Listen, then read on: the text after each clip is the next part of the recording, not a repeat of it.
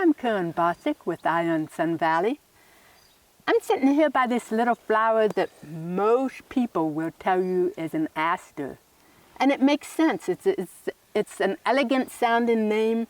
The flower looks like a little Victorian collar. Perfect, perfect. But this is not an aster. Fortunately, we have Lisa Horton of the Idaho Native Plant Society to tell us exactly what it is. This is a fleabane. This is an aster.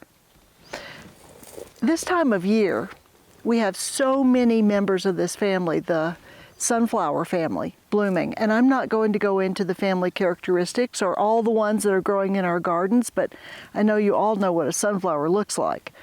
So they all have the little flowers in the middle, the disc flowers, the ones on the outside, the ray flowers. So what's the difference? How do we tell these apart? Well, you have to look at the back of the flower. So if you look at the back of the flower, there's a key characteristic that you can amaze your friends by saying, that's not an aster, that's a fleabane. And it's these little green leaves on the back that surround the back of the entire flower head. In the fleabanes, there's just one row. It's like a picket fence, just side by side. Very simple. In the aster, they're overlapping rows. It's more like the shingles on a Victorian house. So aster, I did it myself. Fleabane, aster. So also, most of the fleabanes bloom earlier in the season than most of the asters. Yeah, you know, I always look at the aster and think that it should be called the fleabane because it looks so scraggly, and you know, I think of a dog and fleas and all. How did it get the name fleabane? Well, I have to say in defense of the aster, there are some beautiful ones, you know, but the fleabane comes from an Old English word that refers to the smell that's said to repel fleas. So fleabane, bad for fleas. Oh. And if you crush the leaves, they don't smell very good, but I'm not sure if I were a flea that it would be enough to drive me off. So this next flower is one of my summer favorites. This is sticky geranium, right here. It's in the geranium family, and we have some garden relatives that are in this family. The Johnson's blue geranium looks just like this, except that it's dark blue-purple. And then the pelargoniums that we have in our flower pots, which are the balls of pink and red flowers, are also related here. And what ties those together is the fruit. So the fruit is called a crane's bill. If you can imagine, if I hold it out sideways like this, you can maybe imagine that that's the bill of a crane. And the name of the family, geranium, comes from the Greek word for crane. So commercially, I can only really think of one relative with commercial use, and that would be the scented geraniums. We have in our gardens lemon and rose geraniums, chocolate geraniums, all with terpenoids that give them those particular smells, and they're used in perfumery and in potpourri and whatnot. So how do we recognize this geranium? Well, it always has 5 petals and this rather complicated arrangement in the center. And you can look for these little streaks, little purple streaks that are nectar guides. They don't really look like much to us, but then we're not bees. Bees can see in ultraviolet, and to a bee, these are like neon strips going nectar, nectar, down in here. So the bee will get down in here to get the nectar, and in the process will pick up pollen off of the anthers here. So the geranium has a very distinctive leaf, and you'll see it even in the spring. You'll see this deeply lobed leaf, 5 to 7 of these, and as summer comes along, even in early July, you'll see them start to turn red. That's just a natural process for them. It's not that fall is coming early, it comes early enough. but you can look across the meadow and see these bright red leaves, and even from a distance you can say, oh, there's a sticky geranium. Sticky. What's sticky about it? Well, on the leaves are little hairs with glands on them that produce this sticky stuff. This mint is called horse mint or wild hyssop. It is in the mint family, and all the members of the mint family have these square stems. You can feel the corners when you roll it between your fingers. And some of the things that might be in your kitchen that are in the mint family, besides spearmint and those kinds of things, are basil and thyme, lavender. They all have these square stems, rosemary. And all the things in the mint family also have highly aromatic leaves. Now, aromatic doesn't necessarily mean smells good. This wild mint wouldn't make a very good tea. It really is pretty strong smelling. So besides those characteristics, I find one of the most interesting things about it is that early in the season, it's easy to confuse the mint plants that haven't bloomed yet with the stinging nettle that hasn't bloomed yet. So they both like to grow in open areas along hiking paths and stuff. And the stinging nettle, although later in the season has longer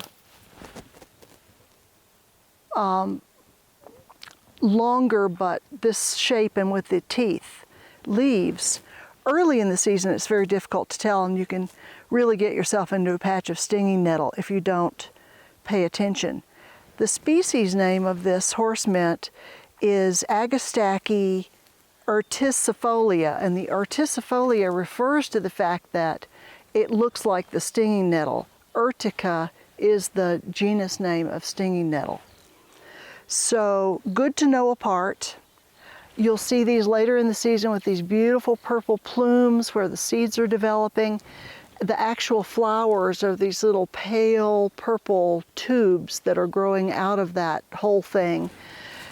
Bees just love these, and somewhere like Mill Lake, you will see just fields of the horse mint, and the bees are just buzzing.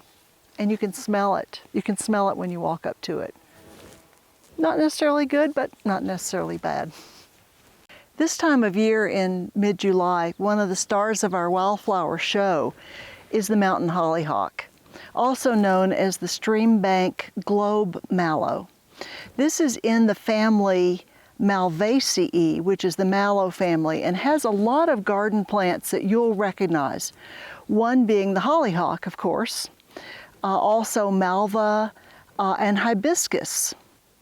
So what makes this like a hibiscus? And actually, it's just like a hibiscus.